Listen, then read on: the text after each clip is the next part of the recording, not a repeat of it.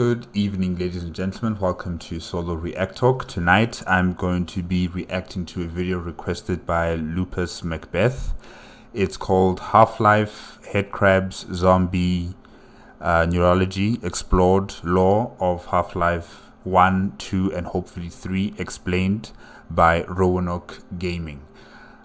Yes, if you guys want to check out the original video as well as Roanoke Gaming's YouTube channel, the links are going to be in the description below. Half-Life. I have been focusing on two YouTubers. They've created Half-Life content. Freeman's Mind by Accursed Farms, as well as Barney's Mind by Ira Mighty Pirate.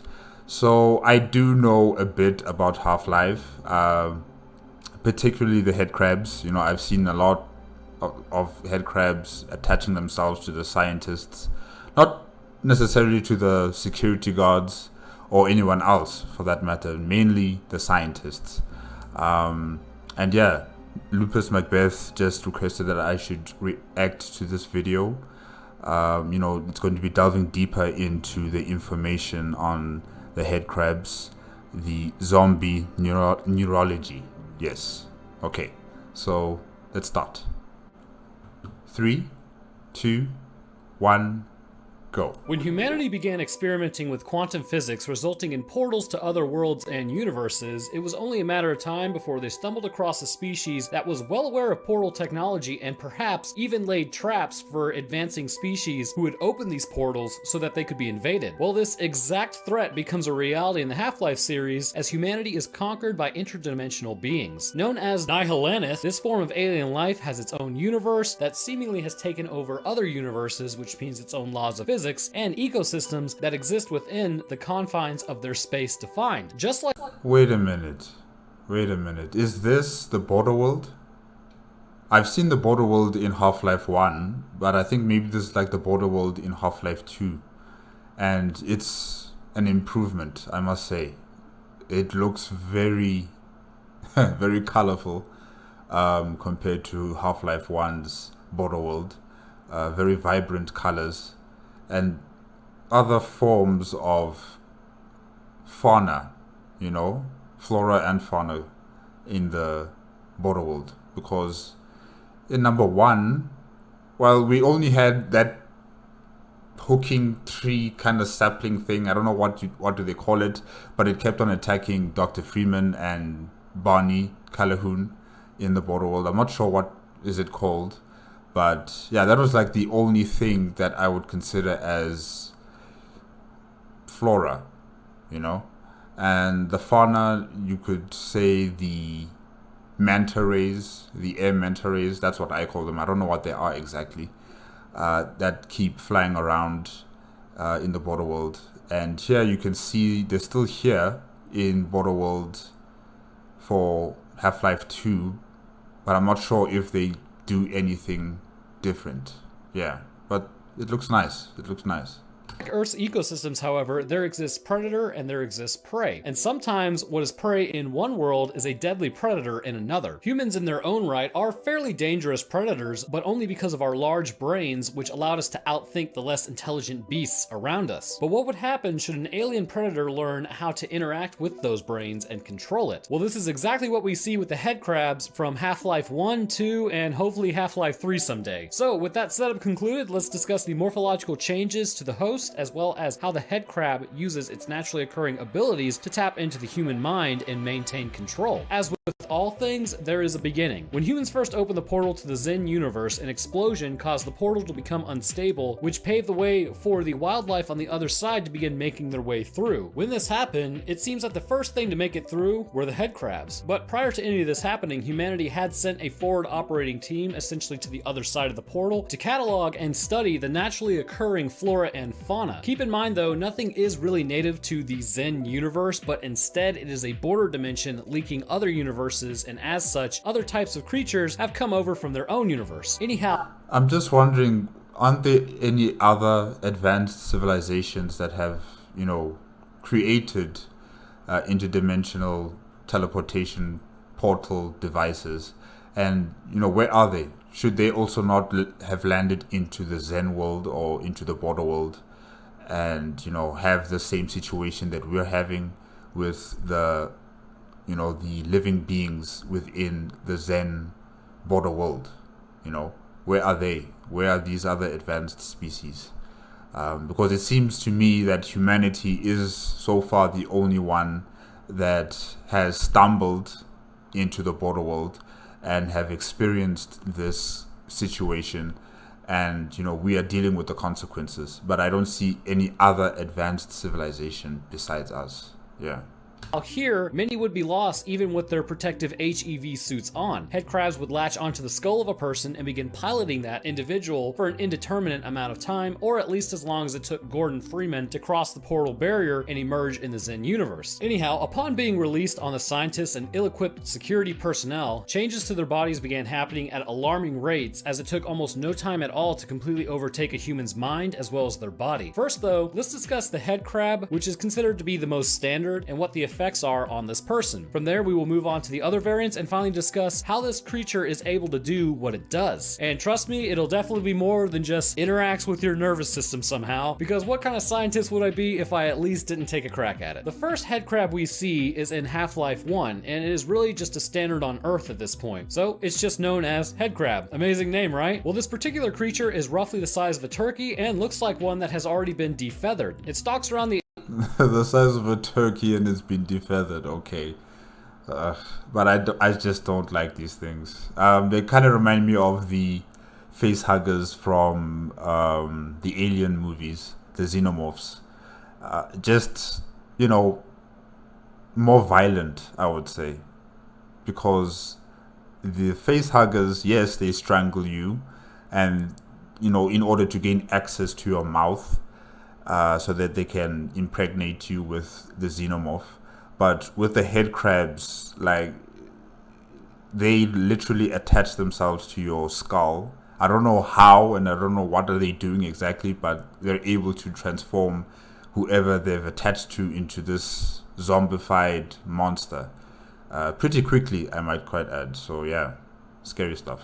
Areas producing a quiet screeching noise looking for any heads to jump on. Its body is fairly round in shape with smooth and yellow-white skin on its back. It has 4 legs in total, much like the quadrupeds on Earth, with 2 legs up front and 2 in the back. The front legs are long and the back legs are used more for jumping distances. 2 toes on the back of the leg give it the ability to push off the ground, adding force, but also a secondary ability, which is digging into a human's shoulders to hold on to the victim. The front claws are also presumably there to dig into the front pectoral muscles to aid it in holding on, and may even go as far as getting underneath the clavicles, which sit at the top of the rib cage to provide a better grip. What could Okay, this I did not see in in Bonnie's mind, when I saw the head crabs attaching themselves to the doctors or to the scientists. I did not know that the claws, would dig themselves into the victim's shoulders. That's just terrible. Imagine experiencing all of that pain. And they're still alive, aren't they? They're still alive. The hosts are still alive. So, I think a mercy kill is the only way to help them now. be considered a face is nothing more than 2 larger appendages on each side with 2 smaller appendages in the middle. At the end of these appendages, they are tipped with a black, sharp fang, presumably used to hold onto prey, even better should they be struggling. The underbelly of your standard head crab has teeth flanking each side and a massive hole in the middle. And speaking of massive opening, this is the main attraction concerning the head crab. This cavernous opening is quite large enough and shockingly can encompass an entire human head. When it does this, the hidden beak will come into play. This beak will presumably crack into the skull of a person, which allows them to be controlled indefinitely. This beak, though, is apparently something that inspires aggression and the parasitic nature of the head crab. As with neutering and spaying animals on Earth, causing them to become much calmer, removal of this beak on this head crab causes them to become more docile and actually capable of being domesticated. What? No. Even if that's possible, no. I refuse. It must be killed. What if the beak returns? What if they grow back another beak and they decide to attach themselves to the next victim? So, no, I'm not going to take that chance. You kill it, you burn it. Ugh. See this with Lamar. Unfortunately for anyone involved, it will still try to couple with your head, which, Yes or no, Frank? It's gotta be no, dog. Something to note about the head crab, though, is that while humanity does stumble across it in the Zen, this doesn't mean they are native to this area, because once again, absolutely nothing is really native to the Zen environment. So for this to exist on the head crab, or at least like a hole like that, then presumably there must have been more humanoid-like creatures in their native environment, allowing them to specialize into the head crabs we see. So maybe it's just happen chance or just bad luck, but these creatures can be used as a living weapon. We see this when the Combine drop the head crabs from the sky to permeate an area and attack the resistance troops. They spread in all directions, quickly latching onto any humans, or even possibly burrowing underground should there be none around. But Okay, with the Combine, I know that we deal with in Half-Life 2, so I'm not there yet. I'm still, reacting to videos pertaining to Half-Life 1. But I know that the Combine is, like you could say it's an entity, or not really a corporation, but an entity that has assumed control over Earth, total, complete, control over Earth. The nations and governments and military power of Earth was completely destroyed by the Combine, if not mistaken. And yeah, they are our overlords, essentially.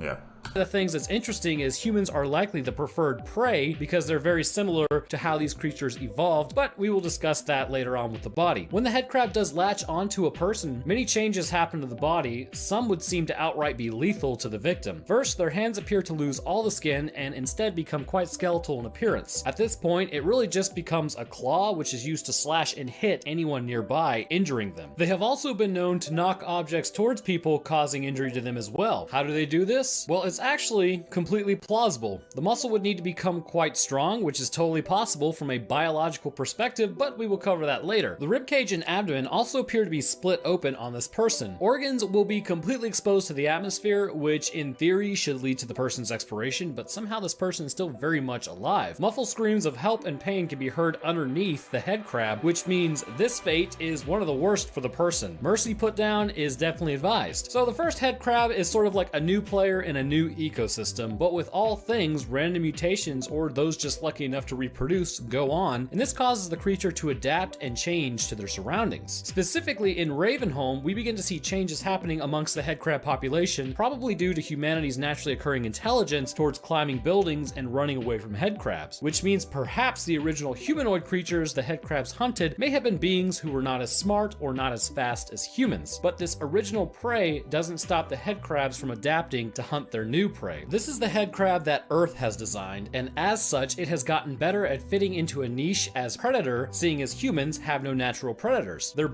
Look at that thing. It's more... It has like a smaller body, slender legs. Wow, okay. So I could say that this is like head crab version 2. Alright. So this head crab is specifically suited to attach itself to human hosts compared to the first head crab version. Okay.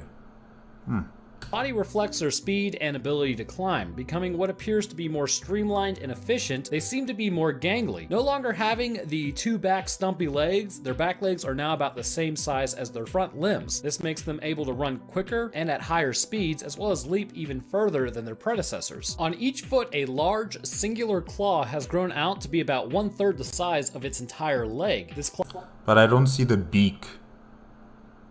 Would presumably be used not only to pierce into the prey around the rib section, but also climb up the walls. This made human prey hiding on top of buildings accessible to them. Their center mass has also slimmed down and more sleek than their original form. The front fangs now appear to be completely disappeared, as they were more than likely added weight that wasn't necessary for what they were hunting. The underbelly of these creatures is still the same, however. They're still quite capable of taking over a human's head, but there are many different changes that this induces in the person as opposed to the standard head crab form. First, First, I'm not a doctor yet, but I have taken quite a few human anatomy courses, and I'm just gonna go ahead and say the body's ability to survive wounds is pretty good, but this is well beyond anything that is possible for a person. So presumably, whatever made them human originally is no longer there. Instead, we find a creature who has completely lost all of its skin, and several mutations have allowed it to survive thus far. Across the whole body, except for the possible backs of the palms and hands, we see no skin, and instead there's exposed bone, muscle,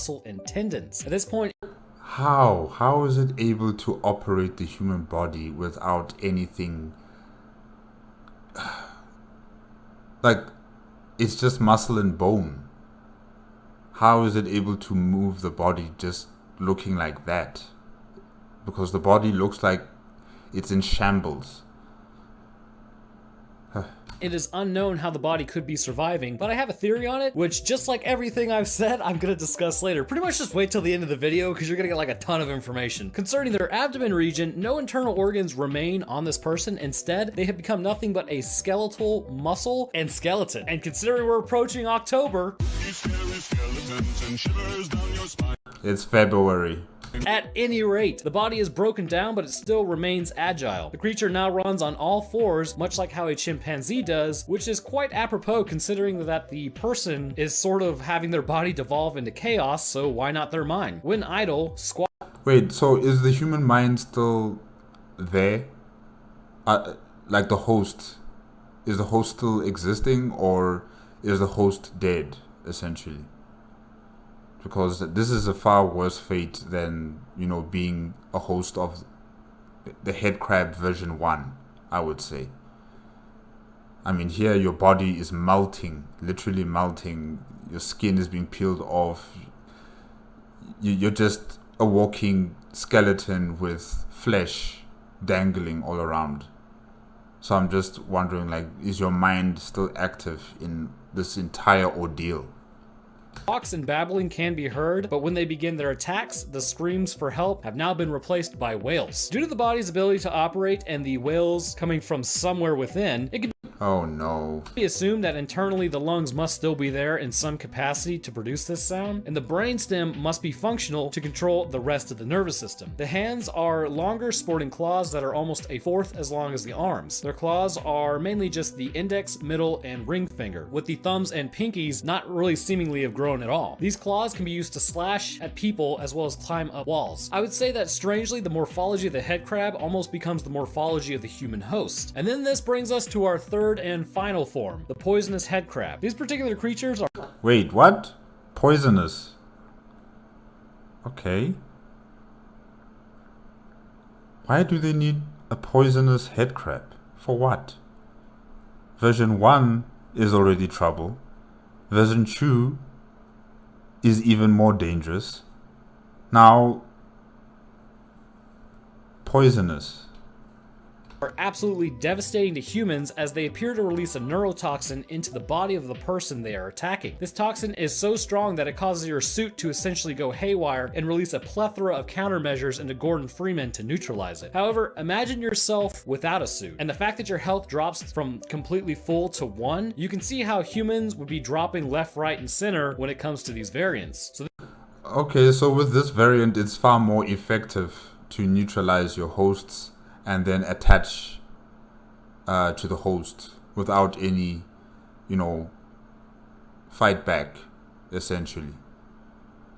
How did they get so efficient? This type of head crab is slimmer than their more standard cousins. The back legs are longer, much like the front legs, which suggests that this particular variant has evolved on Earth, more than likely from the fast head crabs that we see in Ravenholm. Perhaps I see that it has its mandibles near the mouth of the head crab, the poison version. So in the second version, it doesn't have the beak or the mandibles, but in the third version, that's when they make a comeback, essentially. All right. Spending more time with humanity, they have learned how to interact with our bodies, which allow them to produce this potent toxin. On this particular subspecies, the fangs are back and can be easily viewed from the front, with the two larger fangs on the sides and the smaller interior fangs in the middle. These appendages are tipped with the same black fang that we see in the standard head crabs. However, they are now curved. This would more than likely be used to inject the poison into the person. This delivery method is incredibly effective, as we see it on our own planet with venomous snake fangs. The skin of this head crab is darker in color concerning the back and legs, with some reddish hues and blacks being seen all throughout. While they do still have the ability to attach to the head of a person, they appear to be much more accepting of a group effort where... I mean, look, I think it's like, what, 3 or 4 of them on this body? Why? Why do they congregate on one body like this? Ugh. They aren't really the ones that are driving, but one of them is. So as such, their internal body can accommodate an entire head, but it's not necessary. We see this quite clearly with the poisonous zombie. The poisonous zombie is likely a creature who is no longer mentally present. Well, I say creature, but he's really a person. In fact, I would go as far as to say that the human may only still be living in the standard head crab zombie form because it has not fully integrated with the body, as it lacks some crucial component, and as such, the person is still there. With the fast head crab and the poisonous head crab, these creatures completely knock out the human component and take over the body. So okay, so the person is dead. Oof. Yeah, it's better, I guess. If you can actually say that. I don't know. luckily for this person, they are long gone. As such, we can see the results of what happened to their shambling form. Poisonous Zombie is constantly leaned over, not from a weight issue, but because the back erector muscles that flank either side of the spine are now gone. As such, it leans over. The body has become bloated for presumably one of two reasons. Either the head crabs are storing the neurotoxin in the host, causing the body to react as such, or they are eating him. Personally, I subscribe to the idea that they are eating him. Bite marks. They could be doing both. They actually could be doing both, and that is just nasty, really. So essentially the human body is like a food trolley, you know, food on wheels. As they're controlling this body, they're consuming its bodily fluids or other, you know, biomass from the body. Ugh.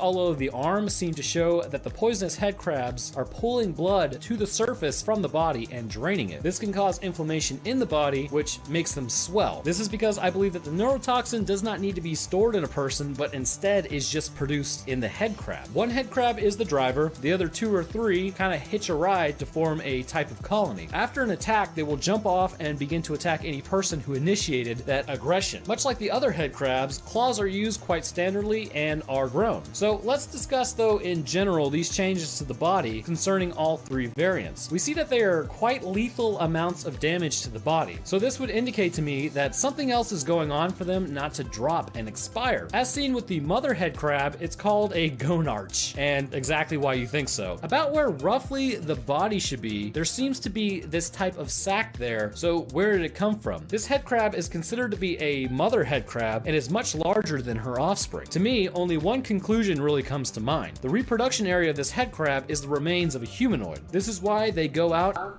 The remains of a humanoid? That big sack under the mother head crab?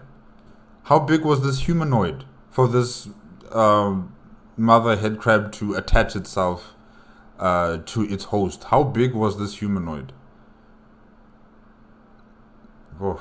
And seek creatures to control, because this is how their parasitic life cycle continues. But for something to become a part of the head crab, it must also survive. As such, after the head crab attaches to the person, they will begin to break down that person in some ways, but it is a slow process evidently. This could explain. Yeah, yes. I think it could, explain like how version 2 of the head crabs you can only see bones and muscle. And in version 3, the poison head crab, they, extract the biomass and bodily fluids from their host.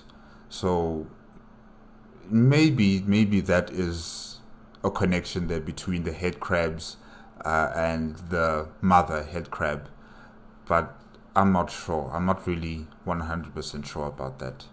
because you can see with the mother head crab, it's like a bulbous thing that's attached to it under it. So how are the head crabs going to transform their hosts into that bulbous thing under them? Because, you know, the head crabs are quite small compared to their hosts. You know, I'm just wondering, how is that going to occur? And have we seen any head crab become successful in turning their victims or their hosts into that bulbous kind of meat sack, if I can say that? Have we seen anything like that in Half-Life 2? So far in Half-Life 1, I haven't seen anything like that. Yeah.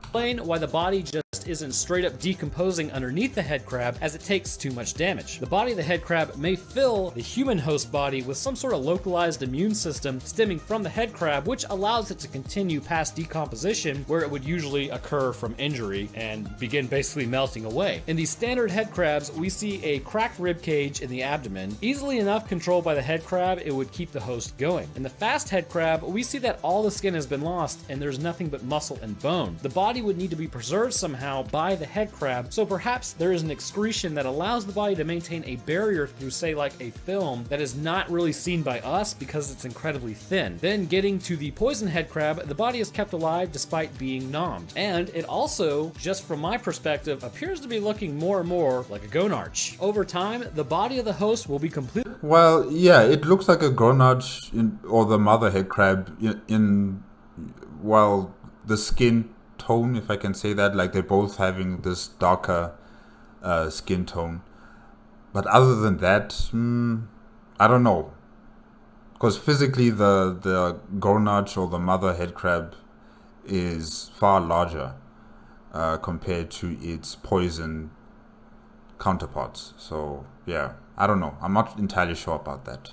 Broken down and become this gonarch, and their cells will supply the head crab with the ability to make more head crabs. Good lord, I'm saying head crabs a lot, which we see when you attack the mother, and then baby head crabs exit out of the body and begin to attack you. A human is simply absorbed into the head crab in later stages, but in earlier stages, it's more used for locomotion and defense. So as promised, how does any of this even work? Well, apart from the morphological changes, there may be quite a few things going on leading to those quick changes that we see in the standard head crab zombie. When a person is attacked, the body of the head crab aligns on the head, where what would be considered a face faces the front. This is important as the back is pressed firmly against the back of the head. So two things need to happen, which based on clues in game seems to be the case. First, the back beak needs to pierce the skull of the person, or at minimum the neck. The front beak needs to pierce the roof of the mouth. And this is what evidently happens, as the jaw is usually forced open on a zombie and they are stuck in a screaming position. But why these areas? Should the back beak pierce the cerebellum, motor function could be controlled, but this might be too difficult to do considering many instructions for movements come from this area. In my mind, I believe it pierces the brainstem. Here, it can control a person and move them at will. This would also give them that shambling, jerky walk, as it doesn't have complete control over the fine-tuned nervous system. Instead, it's just bulk walk.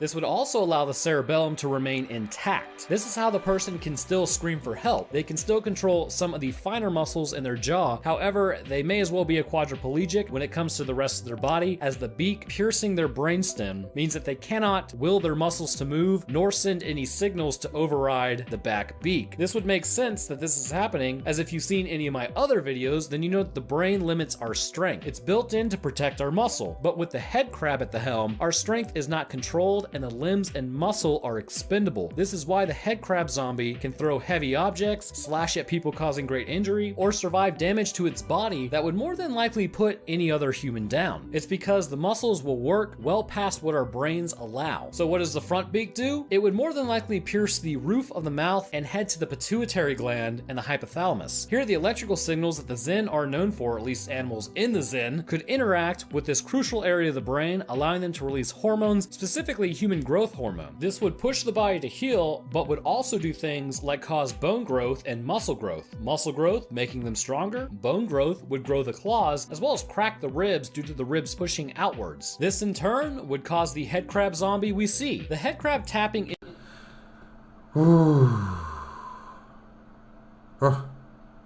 into the brain and understanding the human. And people want these creatures to be domesticated. Or there's a possibility for these things to be domesticated. Seriously.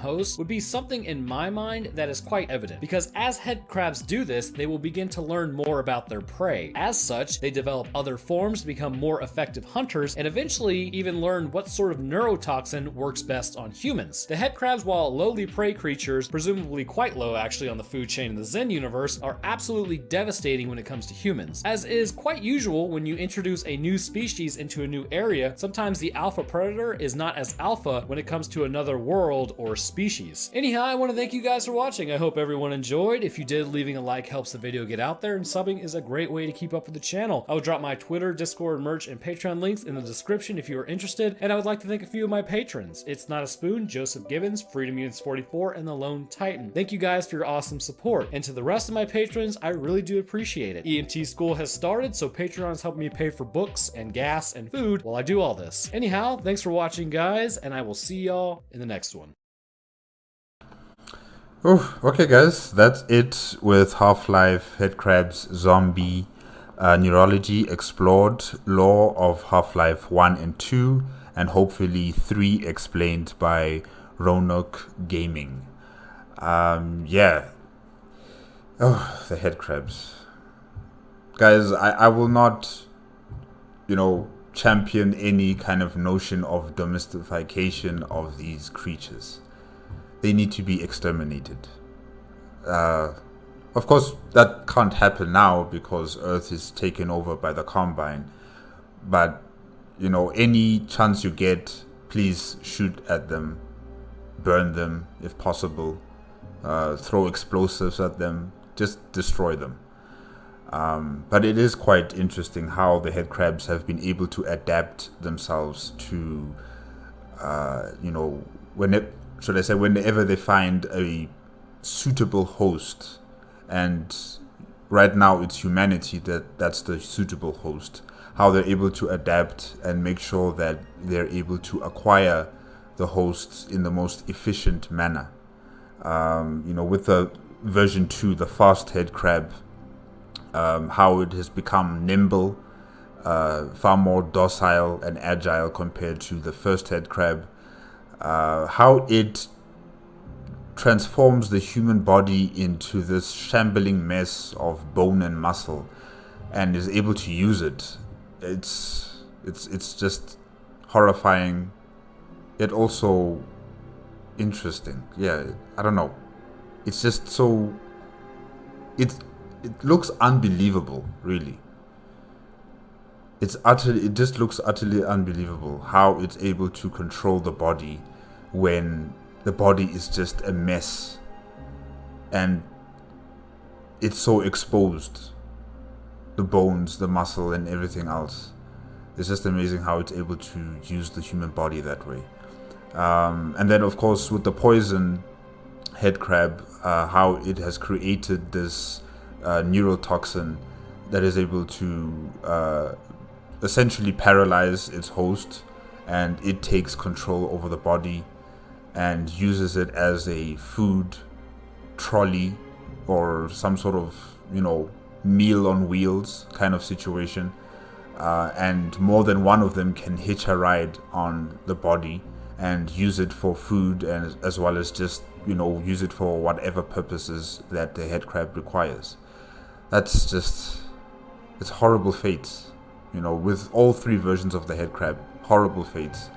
But of course, with the first version of the head crab, you're kind of still alive. You can feel what's going on around you. You are probably still there somewhat. But then with version 2 and version 3, Roanoke Gaming states that you're no longer there. You're essentially dead. So yeah, still, in all 3 versions, it's just a terrible way to go. And mercy killing someone who has been converted into these kind of creatures is the best way, really. You can't be emotional in this kind of matter. You have to help them You have to kill them as soon as possible. And yeah, they're terrible creatures. Yet again, I must say, anyone who proposes domestication of these creatures, they have to go. They have to go. I don't know where, but probably some sort of jail if it's possible. Or, yes, I will say that maybe they need to be put down as well. We can't have people who have these fantasies of having a dog like pet of a head crab. No, they're just too dangerous to be left alive. And yeah, it was quite interesting also to see how the Zen world or the border world looks like in Half-Life 2. Very colorful, like I said before.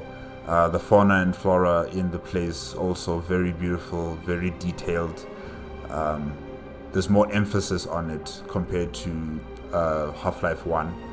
And yeah, I can't wait to see the gameplay for Half-Life 2, so I can see everything, not just how humanity is facing this new reality of them being under the thumb of an overlord, but also the border world and what's going on in there. And yeah, guys, I guess that's it for tonight with Roanoke Gaming. Remember, if you want to check out the original video as well as Roanoke Gaming's YouTube channel, the links are going to be in the description below. Lupus Macbeth, thank you very much for requesting that I should react to this video. It's been very informative. Roanoke Gaming really went into it. He really gave out a lot of information, especially in terms of the conversion of a human being into this zombified creature. And yeah, it's been very, very good. Okay, guys, I guess that's it. Remember, if you want to check out oh yeah, I already stated that. Check out the original video as well as Roanoke Gaming's YouTube channel. The links are in the description below.